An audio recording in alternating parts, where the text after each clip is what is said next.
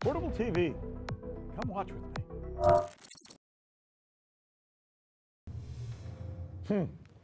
We want to bring you a couple of stories concerning police officers right now. First, an amazing and really sad story coming out of my hometown, not far from my house, actually, in Sunrise, Florida. FBI agents went to the house of a man who was being investigated as part of possibly a child pornography ring. They were trying to get his computers to see what was on them. They thought there was child pornography on them. When they rang the doorbell, the man in question let rain a hail of assault rifle gunfire. He killed 2 of the FBI agents. 3 others have been wounded. It is one of the bloodiest days in decades for the FBI. Reminds us of that 1986 incident in Miami, also where some 7 agents were shot, 2 died. Meanwhile, this in Rochester, New York, another story we're following. We're going to show you video of a little girl. She's being maced, pepper sprayed. Here it is. Dear. I got her. I got her. Yeah. Please wipe my eye! Wipe my eye, please! Dear. So here's the question here. The little girl is 9 years old. You see in the video she's being maced by an officer.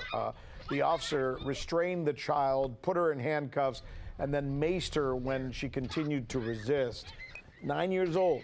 Monday, the officers were suspended. There are many questions surrounding both of these cases. To answer them both, we're joined now by Ronald Hampton, a former D.C. Metro police officer who's good enough to join us. Boy, we got 2 really interesting stories here. I think I want to start with the FBI situation. First of all, the fact that they're going into this house to investigate a guy. Everything I've seen in the report so far says they were investigating for child pornography. What does that conjure up to you? Because you could probably go in everybody's computer. You could even go on people's TVs and find stuff that's nefarious or questionable. I think this guy must have been doing something more serious, right? I think so.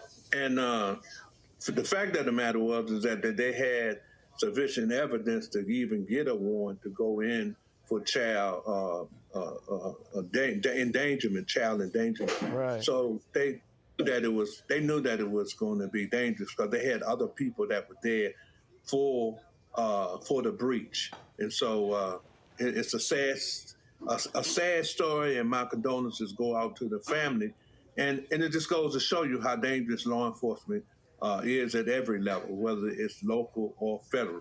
Yeah, people forget sometimes, and I'm a former cop beat reporter, spent years doing that with fellows like you on the streets of Miami, and I served a lot of warrants or was there with officers knocking on doors and serving warrants.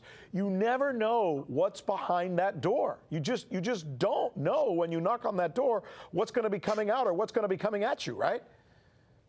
Well, that's very true, and that's one of the very dangerous parts of the job is serving warrants and knocking on doors. Pretty much like stopping cars and walking up on automobiles, doing safety stops, or sometimes pulling people over just regular traffic stop. You don't know what to expect, and that's why it's critical. Some of the training components that talk about always being prepared, but also the gear that they give us now is really solid in relationship to that. So I can't imagine that they wasn't there and have on protective gear, but evidently the armament that this guy had was superior to what they had and caught them completely. Hey, before I lose you, let me ask you a question about this officer who maced the 9-year-old girl. On the one hand, the officer will say, look, I want to be able to control her without having to stop her physically,